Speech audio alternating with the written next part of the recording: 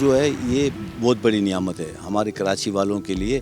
یہ یوں سمجھے کہ یہ ہمارے ولی ہیں. جو لہریں جو آتی ہے بڑی سونامی کی، اس سے ٹکرا کے اس کا جو ہے پاور جو ہے ختم ہو جاتا ہے.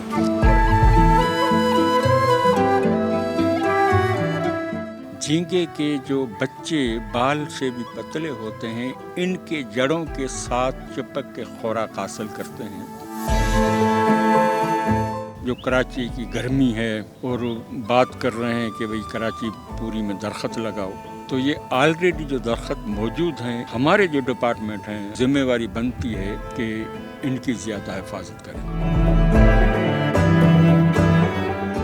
آپ یہ کتنے اچھے جنگلات دیکھ رہے ہیں، لیکن آپ اس کے اندر جب چلے جائیں گے تو یہ سارے آپ کو کٹے ہوئے ملیں گے. مافیا جو اپنے خونی پنجوں سے ہمارے جو بچوں کی حفاظت کرنے والے جو مینگروز کے درخت ہیں اس کو نوچ رہے ہیں. یہ ایک بہت زیادہ المیہ ہے ہمارے لیے، ہمارے گورنمنٹ کے لیے، کہ وہ اس کو روکنے میں ناکام ہے. خدا نہ خواستہ اگر سونامی آیا تو ہمارا کراچی بچ نہیں سکتا ہے. پاکستان سمیت آج دنیا بھر میں مینگروف کا عالمی دن منایا جا رہا ہے. مینگروف کے جنگلات نہ صرف قدرتی آفات کی روک تھام میں اہم کردار ادا کرتے ہیں، بلکہ یہ آبی حیات کی افزائش کا بھی سب سے اہم ذریعہ ہوتے ہیں. ان جنگلات میں کاربن ڈائی آکسائڈ کو جذب کرنے کی سب سے زیادہ صلاحیت ہوتی ہے، جو نہ صرف قدرتی آفات اور دیگر سمندری لہروں کو روکنے کے کام آتے ہیں، بلکہ یہ ماحول دوست بھی ثابت ہوتے ہیں. پاکستان کی ساحلی پٹی میں ایشیا کا 7واں بڑا جبکہ دنیا کا 13واں بڑا رقبہ مینگروف کے جنگلات پر منحصر ہے. ویسے تو پاکستان نے مینگروف کے جنگلات کو کاٹنے پر پابندی عائد ہے، لیکن پھر بھی اسے غیر قانونی طور پر کاٹ کر بیچا جاتا ہے، جو کہ یقیناً ایک تشویشناک بات ہے.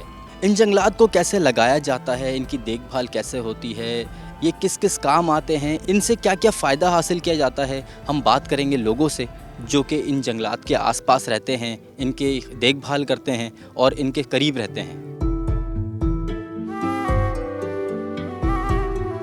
کرنٹ جو ہمارا مینگروز کور ہے وہ 2,40,000 ہیکٹرز پہ ہمارا ہو چکا ہے. جیسے کہ آپ کو پتہ ہوگا کہ ہمارا جو انڈسٹریل ہے وہ 6 لاکھ ہیکٹرز پہ محیط ہے، اور جس میں سے ہماری کافی کوشش چل رہی ہے، جس میں WWF پاکستان نے جو وہاں کی مقامی لوکل کمیونٹی ہے ان کو ساتھ لے کر سندھ جو فارسٹ ڈپارٹمنٹ ہے ان کے ساتھ مل کے ہم اس کی پلانٹیشن پہ کام کر رہے ہیں. اور اس کے علاوہ WWF کے علاوہ کچھ اور آرگنائزیشنز بھی ہیں، جیسے سندھ فارسٹ ڈپارٹمنٹ خود بھی اس پلانٹیشن پہ بہت بڑا بھی کردار ادا کر رہا ہے. ہماری کراچی ملک کے اس خطے میں موجود ہے جس کے ساؤتھ میں سمندر ہے، لیکن ساؤتھ سے آنے والے طوفانات جو ہیں ان کو بھی یہ جنگلات روکتے ہیں.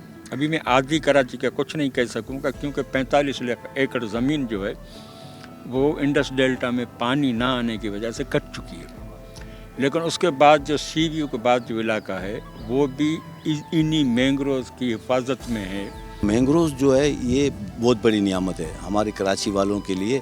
یہ یوں سمجھے کہ یہ ہمارے ولی ہیں. ہم کہتے ہیں اولیاء ہمیں بچاتے ہیں، تو اس طرح سے یہ بھی ہمارے ولی ہیں، یہ ہمارے خاموش سپاہی ہیں جو بائیں پھیلا ہوئے ہماری نسلوں کو بچانے کے لیے یہ کھڑے ہیں.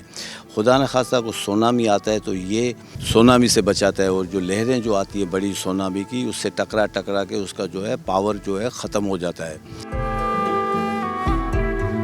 پہلے ہمارے پاس بہت زیادہ مینگروز ہوا کرتا تھا، جس کے کم ہونے کے ریزنز کافی ریزنز ہیں، جس میں پہلا تو ہمارا کلائمیٹ چینج کا جو امپیکٹ ہے وہ مین ریزن ہے.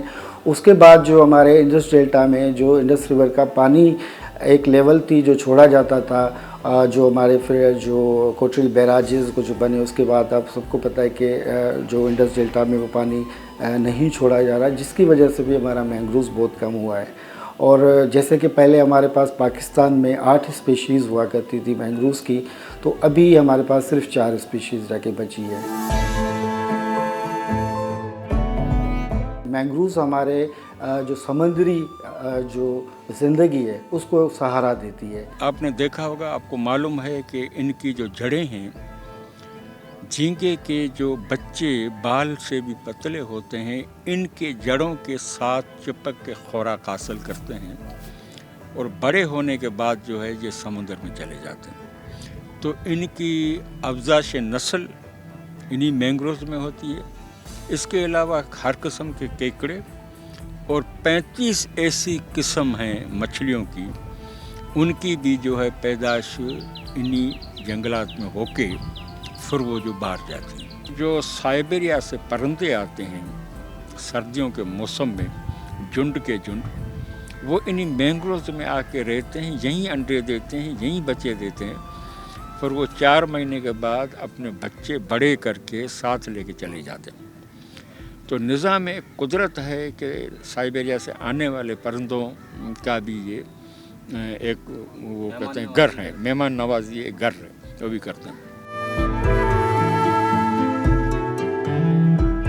اس وقت جو کراچی کی گرمی ہے اور بات کر رہے ہیں کہ بھئی کراچی پوری میں درخت لگاؤ، تو یہ آلریڈی جو درخت موجود ہیں ان کی حفاظت بھی ہمارے جو ڈپارٹمنٹ ہیں انوائرمنٹ کے حوالے سے ہیں، فاسٹ ڈپارٹمنٹ کے حوالے سے یا فشریز کے حوالے سے، ان کی بھی ذمہ داری بنتی ہے کہ ان کی زیادہ حفاظت کریں۔ یہاں کے جو جتنے ہمارے دوست ہیں، سماجی لوگ ہیں، سیاسی لوگ ہیں، حکومت کو چاہیے کہ ہم مینگروز کی بات تو کرتے ہیں کہ اتنے لاکھ فلانی جگہ پہ مینگرو یہ درخت لگا رہے ہیں، لیکن یہ ہماری قدرت کا دیا ہوا جو درخت اتنی تعداد میں، دنیا کا بڑا ایک مینگروز کا جو ملک ہے یہ، تو اتنی تعداد میں تو اس کو بچایا جائے، لگانے سے زیادہ اس کو بچانے کی ضرورت ہے۔ لگانے اچھی بات ہے لیکن جو ہم لگا رہے ہیں اس سے زیادہ ہی کٹ رہا ہے۔ مینگروز کے درخت جو ہے اب آپ باہر سے تو دیکھ رہے ہیں لیکن اندر سے اس کو کھوکھلا کیا جا رہا ہے، اس کو کاٹا جا رہا ہے، مختلف مافیا ہیں۔ ہمارے جو ملک کی جو انڈسٹریز ہیں، خاص کر وہ جن میں بوائلر کا استعمال ہوتا ہے، جن میں آگ جلائی جاتی ہے، گیس جلائی جاتی ہے یا پھر آئل جلایا جاتا ہے، اب ان چیزوں کی مہنگی ہونے کی وجہ سے اس تمبر مافیا نے جنم لیا ہے، اور یہ لوگ جو ہیں ان تمبر مافیا کے تھرو یہ لکڑیاں کٹاتے ہیں۔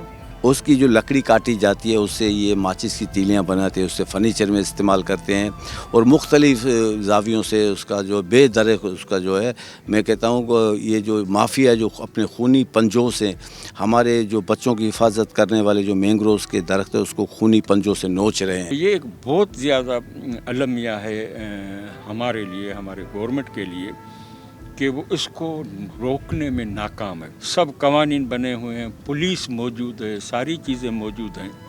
اگر میں 1965 کی بات کروں، ابھی تو ہم ترقیاتی دور میں کھڑے ہیں، ہم ہر چیز کو جانتے ہیں، لیکن 1965 میں ابراہیم حیدری میں 3 لانچیں محکمہ جنگلات کی کھڑی رہتی تھیں۔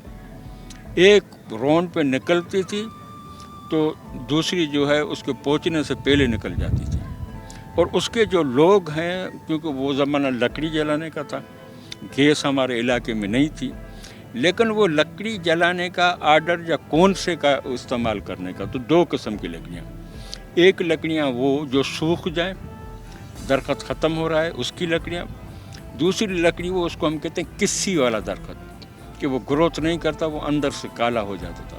اس کے علاوہ اگر تازہ درخت یا موٹا درخت وہ لوگ دیکھتے تو اس ٹال کو اسی وقت چالان کر دیتے، لیکن ابھی پتہ ہی نہیں ہے، حالانکہ وہ ایک ہی محکمہ تھا۔ اب اس جگہ پہ کتنے محکمے بنے ہوئے ہیں، لیکن اس کے اوپر جتنی ہونی چاہیے تھی، جس کی اہمیت ہے، جتنا یہ ہمارے ماحول میں، ہمارے فش میں جو ہے کنٹریبیوٹ کرتے ہیں، جس سے ہماری حکومتیں جو ہے فائدہ لیتی ہیں، لیکن اس کے سپورٹ اور اس کے بچت میں ہم کچھ نہیں کرتے۔ صرف ہماری کچھ جو ہیں غیر ملکی یا ملکی لوگ جو این جی اوز ہیں، خاص کر میں 2 این جی اوز کا نام لوں گا، WWF اور IOC، تو ان لوگوں نے جو ہے نہ صرف باہر سے لا کے باقی جو قسمیں ہیں وہ بھی متعارف کرائی ہیں، انہوں نے لگایا بھی ہے، لیکن علاقے کے لوگوں اور گورنمنٹ کی بھی ذمہ داری ہے کہ اس چیز کی حفاظت کریں، جو کہ ہمارے یہاں نہیں ہو رہی ہے۔ ہمارے جو نچلے طبقے کے لوگ ہیں، جن کا کام ہے، جن کو گورنمنٹ تنخواہ دیتی ہے، وہ لوگ کام نہیں کرتے۔ جو لوگ اپنے گھروں میں بیٹھ کے تنخواہیں لیتے ہیں اور کام بھی نہیں کرتے، اور ہماری حکومتیں یہی رونا روتی ہیں कि भाई इतना इतना बजट जो है हमारा वो जा रहा है जिसको हम अफोर्ड नहीं कर सकते। तो बात यह है कि हमारे मुल्क में एक जो आदत पड़ गई है कि तनख्वाह लो, हुकूमत से काम कुछ भी नहीं करो, और यही वजहें जो हैं हमें लेके डूब रही हैं। तो ये कुदरत का एक अनमोल तोहफ़ा है इस मुल्क के लिए। दूसरे मुल्कों में ऐसे जंगलात होते हैं, हम देखते हैं, वीडियो देखते हैं तो हमें अजीब लगते हैं, लेकिन मैं कहता हूँ ये किसी से दूसरे मुल्कों से कम नहीं है हमारा मुल्क। हमारे मैंग्रोव्स के दरख्त, ये इसका जो लोकेशन इतना शानदार है, वहाँ पे लोग टूरिस्ट आए, घूमने के लिए आए। तो मैं समझता हूँ कि इस मैंग्रोव्स को हम सबको बचाने की बहुत ज़रूरत है।